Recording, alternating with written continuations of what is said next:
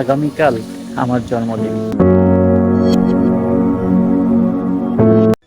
আগামীকাল আমার জন্মদিন। অনেকবার অনেক রকমভাবে সেলিব্রেশন করছি, বাট এইবার কোনো হইচই না, কোনো কিচ্ছু না, শান্তশিষ্ট চুপচাপ একটা শান্ত দিন পালন করতে চাচ্ছি। আমরা অনেক সময় অনেক কিছুর পিছনেই ছুটি, মাঝে মাঝে থামা দরকার। কারণ আমরা স্মৃতিতেই বাস করি, স্মৃতিকেই আঁকড়ে ধরে বাঁচি। তাই তো এই সময়টাই আমার এখন পুরোনো দিনের কথাই মনে পড়তেছে। যদি আবার ফিরে পেতাম সেই পুরোনো দিন, তবে সে যাই হোক, আজকের দিনটা খুবই শান্তশিষ্ট, খুব চুপচাপভাবেই আমি কাটালাম। কারণ ওই মনের মধ্যে স্বতঃস্ফূর্তি আগের মতন আর ফিরে পায় না সেই বিশেষ দিনকে কেন্দ্র করে। যদিও কালকে আমার বার্থডে, বাট বিশেষ কোনো চিন্তা ভাবনা নাই। দেখতে দেখতে একটি বছর চলে গেল, কত মানুষ গেল, কত মানুষ আসলো, তবে দিন শেষে যারা রয়ে গেল তারাই আমার আপনজন। তবে যাই হোক, দেখতে দেখতে দিনটাও চলে গেল।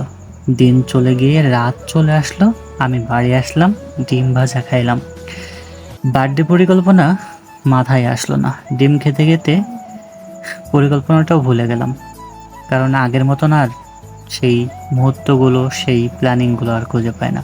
তবে এই বিচিত্রময় জীবন প্রতিনিয়ত কিছু না কিছু শিখিয়ে যাচ্ছে। দিন দিন একা হয়ে যাচ্ছি, বন্ধুর সংখ্যা কমে গেছে নাই বললেই চলে। আনন্দগুলো ক্ষীণ হয়ে যাচ্ছে, কাছের মানুষগুলো দূরে চলে যাচ্ছে। এই বুঝি ম্যাচুরিটি। বয়স বাড়ার সাথে সাথে আমরা কত কিছু না শিখতে পাই। জীবন হচ্ছে এই বিচিত্রময়। তবে যাই হোক, আমি কম্পিউটার চালাতে চাইছিলাম রাত্রে, তো কম্পিউটারের সামনে বসেছিলাম অলরেডি। তো ভোল্টেজের যে অবস্থা, কম্পিউটার তো চললোই না। তো যাই হোক, কেয়ার করা, কম্পিউটার চললো না। তো এইভাবেই দিন চলে যাচ্ছে, সময় চলে যাচ্ছে, জীবন থেকে হারিয়ে যাচ্ছে সময়গুলো। কালকে আমার বার্থডে চলেও আসবে। কিছু সংখ্যক মানুষ হয়তো বা উইশও করবে, সেটা আবার আমি ফেসবুকে পোস্ট করব। অনেক সংখ্যক মানুষ দেখবেও, কিছু সংখ্যক মানুষ জানবেও না। এভাবেই চলে যাবে আমাদের সময়।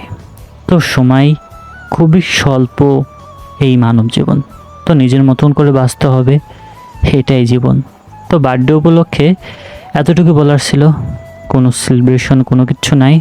সো সবাই আমার জন্য প্রে করো যাতে ভালো কিছু করতে পারি।